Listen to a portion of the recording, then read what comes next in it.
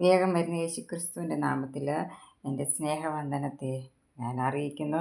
നമ്മളായിരിക്കുന്നിടത്ത് കർത്താവ് പരിപാലിക്കുന്നു, ജയത്തോടെ നടത്തുന്നു. കർത്താവിൻ്റെ കൃപകളാൽ നടത്തുന്ന വൻകൃപകൾക്കായി നമുക്ക് നന്ദിയോടെ സ്തുതിക്കാം, സ്തോത്രം ചെയ്യാം.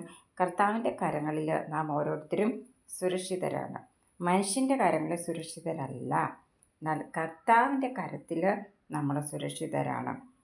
നമ്മളെ യാത്രകൾ ചെയ്യുമ്പോൾ, അല്ലെങ്കിൽ ഓരോ കാര്യങ്ങൾ ചെയ്യുമ്പോൾ ആ ദൈവത്തിൻ്റെ ആ കൃപ നമ്മുടെ കൂടെ ഇരുന്ന് നമ്മളെ വഴി നടത്തുകയാണ് ചെയ്യുന്നത്.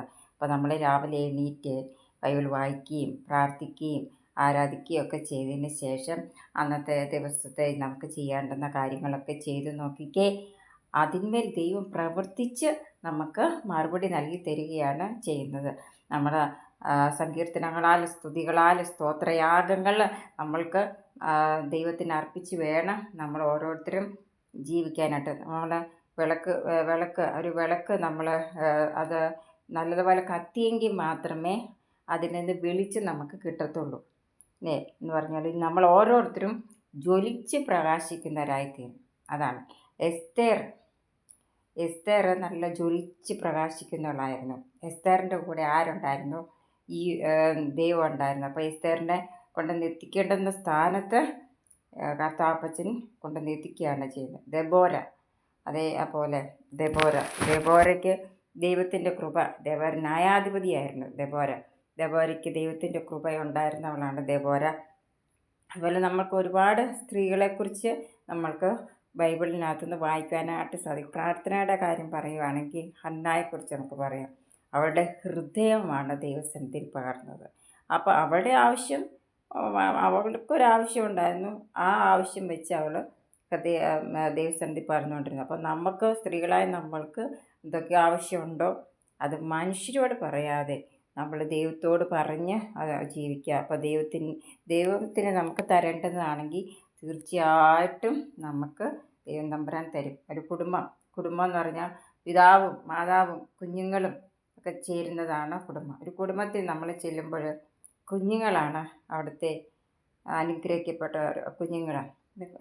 ഒരു ഭവനത്തിൽ ചെല്ലുമ്പോഴത്തേക്കിന് ആ കുഞ്ഞുങ്ങൾ ഉണ്ട്, നമുക്ക് ഭയങ്കര ഒരു സന്തോഷമാണ്. അപ്പോൾ നമ്മുടെ ദേശത്തുള്ള കുഞ്ഞുങ്ങൾ, നമ്മുടെ സഭയിലുള്ള കുഞ്ഞുങ്ങൾ, നമ്മുടെ ഭവനത്തിലുള്ള കുഞ്ഞുങ്ങൾ, ഇവരെയൊക്കെ കാണുമ്പോൾ നമുക്ക് വളരെ സന്തോഷമാണ്. കുഞ്ഞുങ്ങളെന്ന് പറഞ്ഞു കഴിഞ്ഞാൽ അനുഗ്രഹിക്കപ്പെട്ടവരാണ്.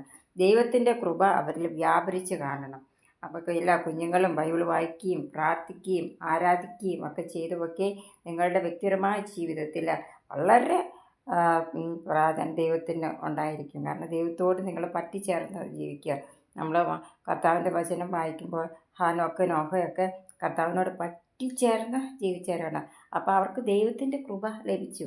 അപ്പം നിങ്ങൾ ദൈവത്തോട് പറ്റിച്ചേർന്ന് ജീവിക്കണം. പറ്റിച്ചേർന്ന് ദൈവവചനം വായിക്കുകയും പ്രാർത്ഥിക്കുകയും ആരാധിക്കുകയും നിങ്ങൾ ഓരോ കാര്യങ്ങൾ ചെയ്യുമ്പോൾ അത് ദൈവത്തോട് ചോദിച്ച് ശേഷം നിങ്ങളത് ചെയ്യുക വ്യക്തിപരമായ ജീവിതത്തിൽ. അപ്പം വ്യക്തിപരമായ ജീവിതത്തിൽ നിങ്ങൾക്ക് വളരെ അനുഗ്രഹമായിരിക്കും ഉണ്ടാകുന്നത്. അതുപോലെ തന്നെ നിങ്ങളുടെ മാതാപിതാക്കളെ സ്നേഹിക്കുകയും കരുതുകയും ചെയ്യണം. അവർ പറയുന്നത് കേൾക്കണം. മാതാപിതാക്കളും കുഞ്ഞുങ്ങളെ സ്നേഹിക്കുകയും കരുതുകയും നല്ല രീതിയിൽ വളർത്തുകയും ചെയ്യണം. ചുരുക്കത്തിൽ ആത്മീയതയിലും ഭൗതികതയിലും കുഞ്ഞുങ്ങൾ നല്ല മുന്നേറി ജീവിക്കുന്ന കുഞ്ഞുങ്ങളായിരിക്കണം. ഒരു വിദ്യാർത്ഥി അത് പഠിച്ചെങ്കിൽ മാത്രമേ പരീക്ഷയിൽ പാസ്സാകാൻ പറ്റത്തുള്ളൂ.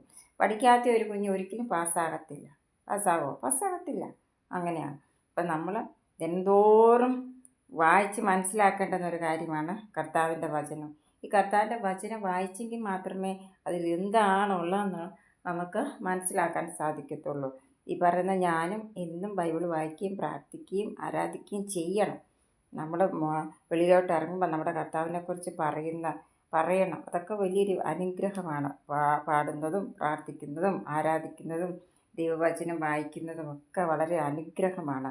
അതിനുള്ള മനസ്സ് ദൈവം നമുക്ക് തരണം. എന്നാലേ അത് നിലനിന്ന് പോകത്തുള്ളൂ. എന്നും നമ്മൾ ചെയ്യേണ്ടുന്നതാണ്. നമ്മൾ ഒത്തിരിയും കാര്യങ്ങൾ ഓരോ ദിവസം ചെയ്യുന്നുണ്ട്. പക്ഷേ എന്നും ചെയ്യേണ്ടുന്ന ആത്മീയ കാര്യമുണ്ട്. ബൈബിൾ വായിക്കുക, പ്രാർത്ഥിക്കുക, ആരാധിക്കുക. ഇത് മൂന്നൊന്ന് ചെയ്ത് നോക്കിക്ക് നിങ്ങളുടെ വ്യക്തിപരമായ ജീവിതത്തിൽ ഒരുപാട് അനുഗ്രഹങ്ങളുണ്ടാകും. എന്നാണ് പുത്തൻ അഭിഷേകത്താൽ നിറയ്ക്കാൻ കർത്താപ്പച്ചന് സാധിക്കും. അഭിഷേകം പ്രാപിക്കണം. കുഞ്ഞുങ്ങളൊക്കെ നല്ല പരിശുദ്ധാത്മ നിറവിനാൽ നിറയണം. അപ്പം നിങ്ങളുടെ ആ വ്യക്തിപരമായ ജീവിതത്തിൽ ദൈവിക തേജസ് നിങ്ങളിലേക്ക് വ്യാപരിക്കുകയാണ് ചെയ്യുന്നത്.